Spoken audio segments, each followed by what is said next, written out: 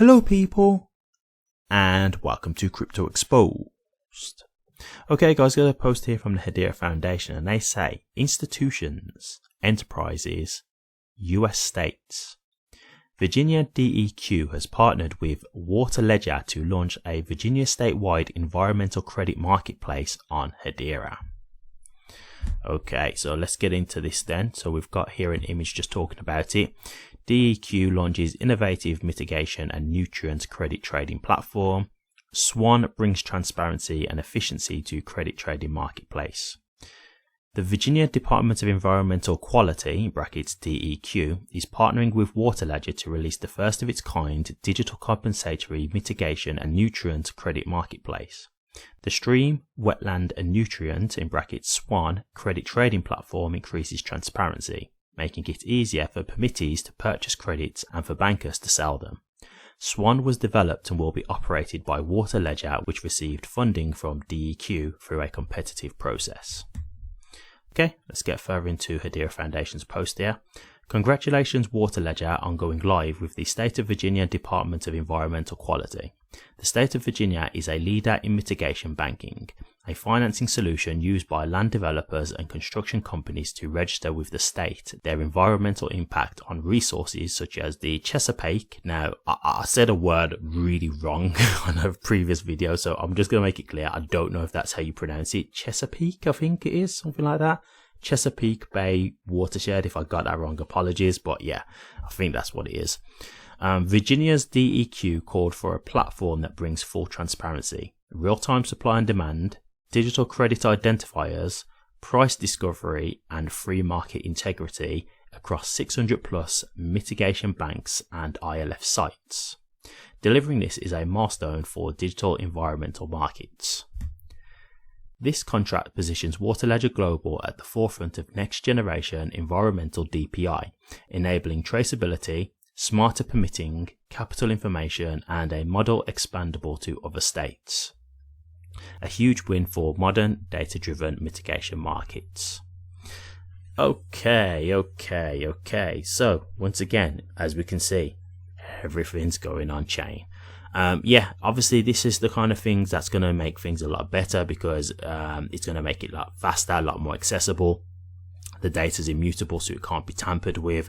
You know, this is all the common things that you know about Hedera as to why they would have chose to choose Hedera and why they would have chose to go on chain with this, like putting all this on a ledger on a network, right?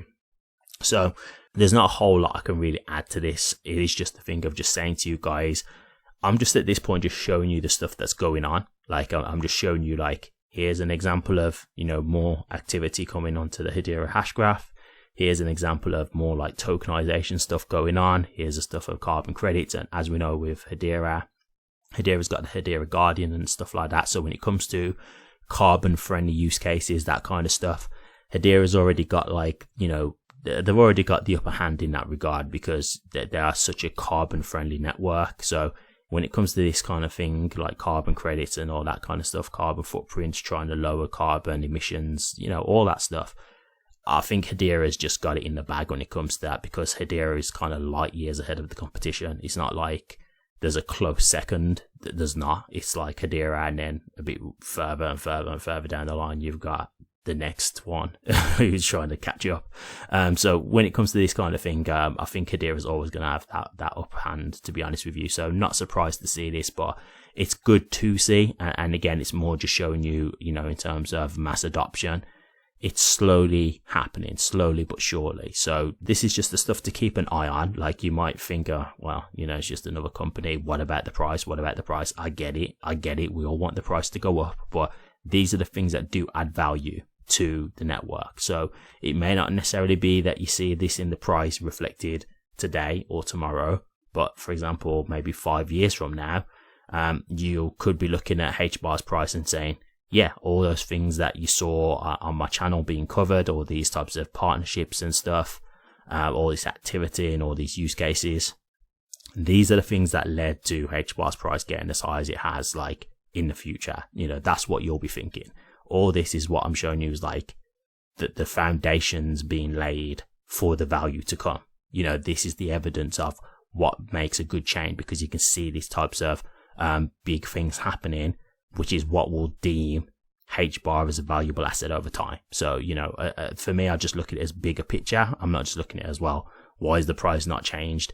I don't expect it to just change overnight because of that one thing. I think it's going to be a series of things, and I think it's just going to be a continued succession of Hedera being utilized. That's what it comes down to. You know, it's got to be continued to be utilized and be one of the chosen networks, because that's what will make people deem it as successful, you know, a successful crypto and a valuable asset. So yeah, this is definitely one to keep an eye on. But yeah, more of that good stuff coming along, more institutions getting involved, more institutions working with Hedera. So real great stuff to see here.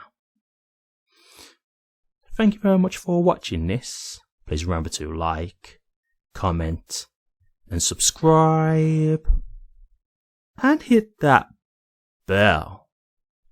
Take care.